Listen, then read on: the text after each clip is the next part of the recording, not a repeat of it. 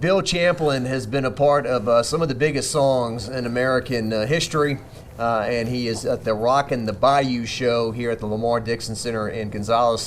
Thanks so much for taking some time. Oh, thanks for having me. Great to visit with you. It's when Scott Ennis calls, you just, okay, I'll be there. Come on, okay. He's an old pal, and he says something's going on, it's happening, I'm in. Yeah. And I like playing with the guys I'm playing with here. Yeah, it's amazing how many guys Scott knows in the music industry, big timers like yourself. Hey, Scott's a bit of a songwriter himself. He he just played me a song that he wrote for Shenandoah. It's really beautiful, beautiful piece. Yeah, I heard you talking about Survivor a while ago. I met Jimmy Jamison, the late Jimmy Jamison. I only met Jimmy one time, played a gig with him one time.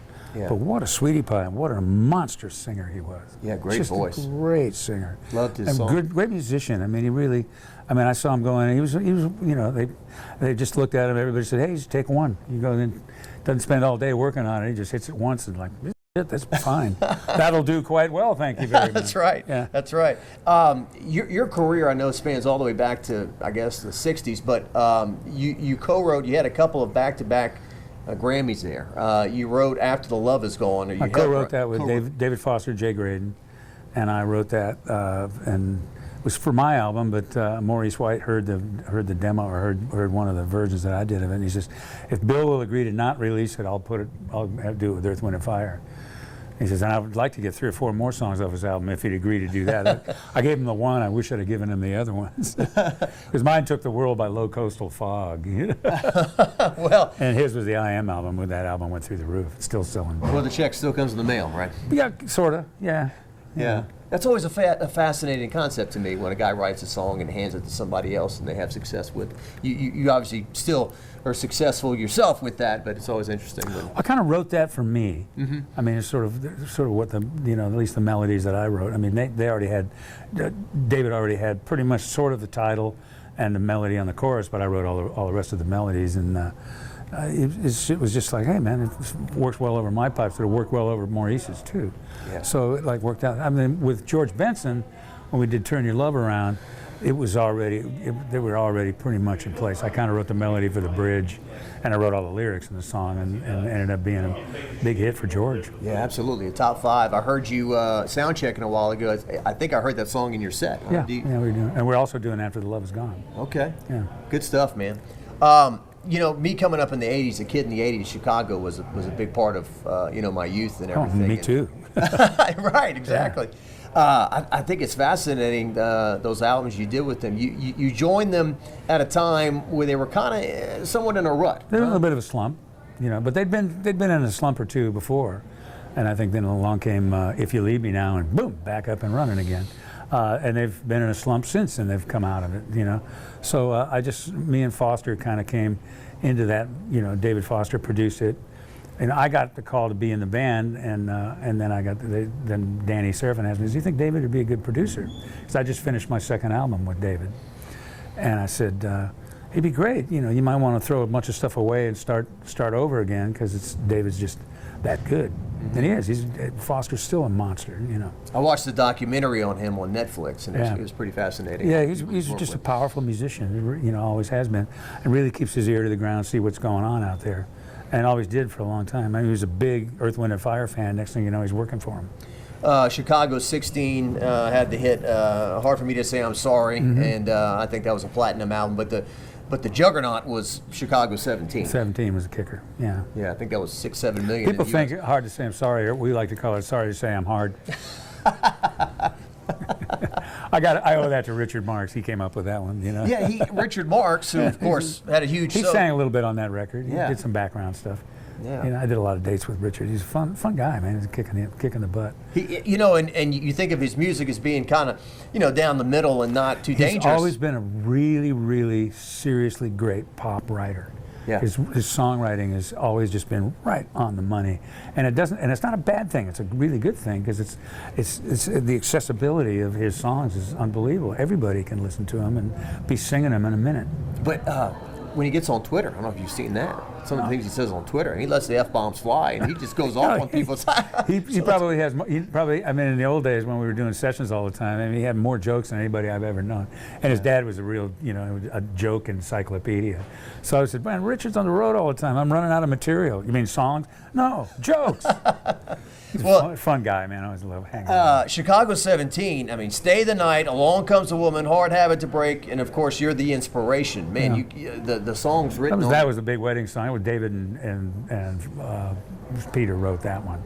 Hard Habit to Break was a Steve Kipner song, but I think to this day, I think it's one of the best arrangements David Foster's ever done. I listen to it now and I go, holy smokes, this thing is bad. I mean, it's just, there's so many little moves in it that are just so great. And he got Jeremy Lubbock, who just passed away about a year ago, 2 years ago, and to do the string arrangement on it. It was just insane great. It was just a beautiful piece of music. It's always interesting, too, to look at that because you think, okay, everybody should be happy, right? But there were some dynamics there, right? Because the horns had kind of gone away and that kind of... You never know. I mean, everybody, if you want to find stuff to bitch about, you can find stuff to bitch about. I mean, somebody says, hey, how are you? Well, I'm okay. I shouldn't complain, but it doesn't stop me from complaining. I think it's sort of the way it is. It could be better, And I've known so many bands that are so big, and they're always bitching and moaning about something, And I'm included. Man, should be better if we did this, and somebody else would be better if we did that.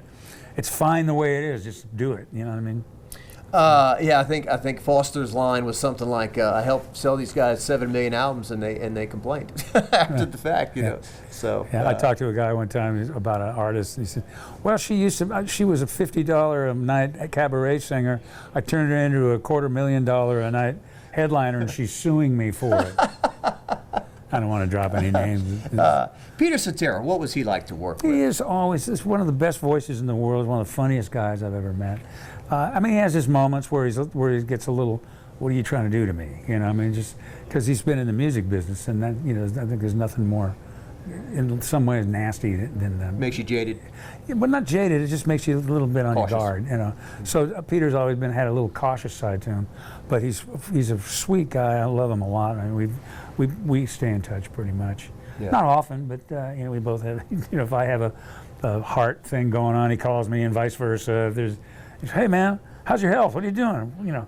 As I had a pacemaker put in because I said, man, my cardiologist said, your dad gave you some bad electronics, and the first phone call I got was from Peter. He says, what are you doing? Cut it out. He's a sweet guy, man. I love him. And man, what a voice. Yeah. I mean, when I joined the band, I had just he and I did background vocals for a guy, and Danny Seraphin happened to be producing the demo, so we went to the microphone, sang together, and Seraphin's jaw was on the floor. He's going, that's a blend. That's something going on. So I really loved the 3 or 4 years I played with him. It was great. Yeah, and I guess there were so many members of that band, but for one reason or another, he kind of became the front man of Chicago. Well, I think that was the era where you had to have a front man. Yeah. I mean, if you ask him about it, he says, well, they needed a face. I picked up the bat and went to the plate. Yeah. That's the way it is. I mean, he's really kind of down deep inside as a band guy. Oh, so am I. I mean, I really love bands. There's just something about the dynamic of playing together. But and in their situation, in a lot of different situations, you kind of lose that somewhere along the line. I would say, man, if you make your band decisions in a boardroom, you're off the beam. If you make them in a pizza parlor with some beer, flat 3-2 beer, then you're slamming, Making good decisions. Greasy pizza, then the decisions are going to, you stay right. I mean, the most fun I had with those guys was we went bowling every Wednesday for a long time. Well, Cetera left the band, had a very successful solo career. Yeah, he did well. But you guys continued. What was it like for you to do a lead vocal on Look Away and have a song go to #1 on Billboard? It was kind of cool. I was actually on vacation when I got the call from one of the guys in the management office. He said, hey, we got a #1 record. I said, great. And, wow, who saw that coming? And, everybody in the band and the management, everybody thought it was, the next singer, the next record's got to be a tenor like Peter. So we got to get it up. We got to get up in Jason's key. And Jason's a great friend, good singer also. But the producer, Ron Nevison, who had just come off a bunch of songs with Hart, and just big records. Yeah. And Ron just said, I want that guy. And I think he knew me from before. I think he was mixing Jefferson Airplane years and years before, and saw us at a Suns gig. And he always went, man, that's a singer right there. Let's do something with that voice. And so we did. I did 2 or 3 songs on that record. When you guys toured, were you singing the Peter Cetera stuff too, or how'd y'all deal Jason with that? Sheff did that. Jason did, yeah. Okay. Jason's got a really cool tenor voice, great bass player, good musicians. Dad was a bass player with Elvis Presley's band. Oh wow! So Jason's got a little bit of that running in his veins. You know what I mean? And then you sang "I Don't Want to Live Without Your Love." That was another one that almost went to #1. You went to that #3. one. I think that was the first one that they released. It was, I think, it went to #3 or 4, and then "Look Away" hit #1. Was the most played record of 1989. That's amazing. According to Billboard magazine, which I don't know whether that's the Bible by any means, but that's what they said. So okay, I guess it was. You know. Yeah, I think Billboard is the Bible. I heard it. I heard it enough times where I went, I've heard it. Change the station. Let me see if I can find some. Ray Charles or something. Looking for some Stevie songs today. You know, I'm not quite in the mood for my voice. Thank you very much. Oh, we did 10, 11 other songs on that album, right? Yeah, right. We've heard this one plenty. Well, good. It was great visiting with you. You're still out here touring and doing stuff. And well, just real quick, you said Hart. You've worked with so many people. Nancy Wilson. Well, I didn't right? work with them. The producer who recorded 4 songs for the 19 album. Was Ron Nevison. He did "Look Away," "I Don't Want to Live Without Your Love," "You're Not Alone," and another tune that Jason had written. We can stay together. We can be together. Forget how it goes, but so we got a handful. 3 of those first 3 ones that they released were they charted. Yeah. "You're Not Alone" was written by an Australian guy whose name escapes me. Of course, my name escapes me sometimes. I'm a member of CRS, and you can figure out what that is right now. And but that was a really good tune. That got to #8. "I Don't Want to Live" got to #4, and then "Look Away" just slammed, went right through. All Diane Warren songs. Yeah. Or 2 of them are Diane Warren songs. Yeah. Diane's just, she's the ever-ready bunny of songwriting. She just keeps coming and coming and coming. Yeah. Because she writes really passionate lyrics and great progressions and stuff like that. Yeah, I was always a fan of the blend of the melodic with the hard rock. The bands of that era, the heavy, like the Bon Jovis and whatnot, who really Journey, the ones who could really do that kind of stuff. You guys were right in that pocket. When you got Perry's voice, first time I heard him, I went, I was like Sam Cooke too. But Steve's a sweet singer, and him and Jonathan wrote some really awesome songs. Yeah. Jonathan Cain was the co-writer on most of that stuff. Yeah, he came along in separate ways, and the big one, "Open Arms," obviously. "Open Arms" was giant, and "Don't Stop Believing," still, it's the anthem of our time. Yeah. Sopranos gave that song a second life. Gave the band a total bump, and then they got Arnell from the Philippines. The whole story behind him was really cool. He was living in his car in Manila, and I guess the guitar player Neil heard him and called up Jonathan and said, sent him a YouTube of this kid doing a Journey song. He said, I think this is the guy. Because up to that point, I think Steve Ojeri had been singing. Steve's great too. Yep. Arnell brought the whole, he had such by the time he was in the band for any period of time, he could run for president of the Philippines and probably get it. Yeah. Him and Manny Pacquiao. Right. Yeah. And to make that kind of move at that time, which is like, oh, whoa, you can't do something like that. It was almost kind of like a cringeworthy thing, but now it's more of a Arnell's is, I saw the last show when they had still had Steve and some of the other guys in the band. The bass player and the drummer were kind of let go at some point. I don't know why. Yeah. Steve Smith is a drummer, and forget it, just unbelievable. But they ended up getting different people, so they're out there doing it now. Yeah. Things just change. Change. The only thing it doesn't change is change itself. It's the way it works. Yeah. Some bands sometimes you just change just because you want it. Here's a question way out of left field, just because they're my favorites. Any connection with Van Halen over the years? Did you know any of those guys, Eddie? No. Or no? Well, I did a TV show right when my second solo album came out. I did the show Fridays, and Eddie's wife was the host of the show. So I met him. I didn't know him real well and anything like that. But Yeah. what a great group. Yeah. The drummer's a screamer, you know. And somebody told me he's never played with anybody but Van Halen. Yeah, Alex, yeah, his Alex. brother. Yeah. And man, you know, with Eddie gone, it's kind of like, wow, what do you do now? You know. Right. He's a great drummer. You hear him play 2 bars and you know who it is. Exactly. The way he tunes his drums, his snare is just, it's like it's like Michael McDonald's voice. You can recognize it right away. Peter Cetera, you know who that is. Exactly. And his snare drum, you know who that is right Yeah. off the bat, you know. Let me leave you with this. Do you feel kind of bad for the young kids that are trying to break in the music industry these It's days? rough. My son is a monster, an absolute monster. He was Will Champlin. He was a finalist in the 5th season of The Voice. He did really well. He tore the place apart. He was a spoiler for most of the thing. You know, oh, he's going to be gone. Not if he's going to sing like that. You know, he's a monster, and he's a Berkeley grad. You know, I mean, he went to Berkeley College of Music, and so he can sit there and play Bill Evans stuff and turn around. And right now, he's putting out some kind of really cool not rap stuff. You know, it's hip hop stuff, and that he's producing, and he's doing it great. He's just doing it really great, and some of it's getting on different hip hop charts. Yeah, yeah. He's just making some noise, whatever, you know, and he shows up doing this and doing that. Every once in a while, he goes out with Scotty Page, who used to play with Pink Floyd, and they do it like a Pink Floyd night. He plays sometimes with them, and he's one of those guys that's just a band guy, he's a musical guy. You get him in front of not even Pro Tools, he gets in front of Ableton, and he just tears it up. He's Yeah. a monstrous producer. That's awesome. Yeah, it just seems a lot harder to now. You know, I mean, I remember driving through San Francisco, and almost every parking lot used to be a place I played. You know, and now it's a disco or one thing or the other, and I went to the school of the upholstered sewer. You know what I mean? Just playing clubs and stuff like that. And some people can call it hard knocks. I just call it. It's a great school.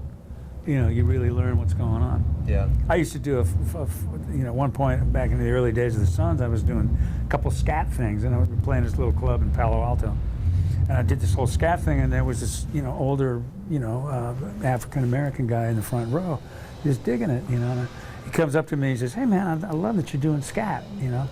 I said, "Well, I'm no John Hendricks." He says, "I know, I am." And I went, "I just scatted in front of John Hendricks. What a dummy I am." What a great story. Yeah, That's amazing. Well, look, thanks for your time, my friend. All right, well, thanks for having me. Yeah, look forward to seeing your performance tonight. Yeah, and, I hope people come out. It's going to be good. And believe me, Night Ranger is worth checking out. They're old friends of mine. I mean, they did a theme for a Michael J. Fox movie, Secret of My Success. Mm-hmm. Yeah. Actually, David Foster produced it. And he brought me in as like a vocal ringer with Jack and with the Cats. Yeah. And it was just ridiculous. You know, I mean, there's such good guys, such great musicians, and they sing great. They put on a wonderful show. I mean, if I'm going to play a little earlier, but I'm hanging. Check out the Night Ranger. Those guys are amazing. What keeps you coming back on the road? Once it's in your blood, it never leaves? Well, I get a call. I mean, the last year and a half's been a little ugly. Yeah, I mean, sure. I mean, and before that, I was dealing with cancer, and I lost my older son, passed away the day after I was diagnosed with cancer. So I was kind of out of it for a little while, and then COVID was, not a lot of road gigs. So I went and made a couple albums. So I've got an album. If anybody's interested, I've got an album out that's on Imagine Records, and it's available at Spotify and iTunes and stuff like that. But if you want an actual CD, which is a beautiful CD package, just go to BillChamplin.com. Awesome. And yeah. And it's like /shop, and you can I'll send you one, put it in an envelope and send it out myself. You know what I mean? Well, some of the sports interns at my station ride in my car, they laugh at me at CDs. It makes you old now. Somebody asked me one time, said, "Hey man, do you ever record on tape?" Really, man? Are you kidding? I've recorded before tape. My first album I recorded on smoke signal. Anyway. People some people like me like to have something in their hand, look at pictures, read the liner notes, who worked on this, who did this, that kind of stuff. And the artwork this big is better than this big. Yeah. And then you kind of if you're just downloading, right? Or streaming, there's no artwork. You know, sometimes you'll bring one down and there'll be a little picture of an album cover that big. It's like, you imagine Sgt. Pepper that big. It's just it's such a great record cover. Some of the Rolling Stones covers were just unbelievably great. You can just sit there and look at it. It's just artwork. That's what I did recently. I watched. Did you watch the Beatles documentary? Yes, I did. Yeah. Yeah. And it was got on Disney, right? Yes, Yeah, correct. Get Back. Yeah. Yeah, So, it's cool. so it got me into, you know, I mean, I've always known the music, obviously, but I ordered Sgt. Pepper's off of Amazon and the White Album, and I got those in the mail and get the pictures and all that stuff. Yeah, they're back on the charts. Beatles are back. I mean, I think probably Let It Be album was the one they were doing around that time, and I think it was #1 on the charts after that documentary came out. Yeah. And it was great. You could just, I mean, they were really hanging out. You could see they were fighting and you know, and moaning. George wasn't real happy. I mean, there's a lot of stuff going on, but by the time they got on top of that building and started playing, they were having a ball. Yeah. Doing it like they did when they first started. Yeah. I mean, I heard some remixes of some of their live gigs when they first started, and that band was on fire. They were grooving so well. It was like a modern R&B band or something. They just had great grooves. They worked. You know, the volume of stuff they put out in such a somewhat short period of time. Yeah, I mean, they're prolific writers. You know, like Foster said, Bill Champ's one of the most prophylactic writers in town. Well, friends like these, who needs enemies? Exactly. Always keep you humble, right? Yeah, right. Well, look, I think there's somebody outside here. Thanks again, cool, man. bud. Take care. All right. Bye-bye, everybody.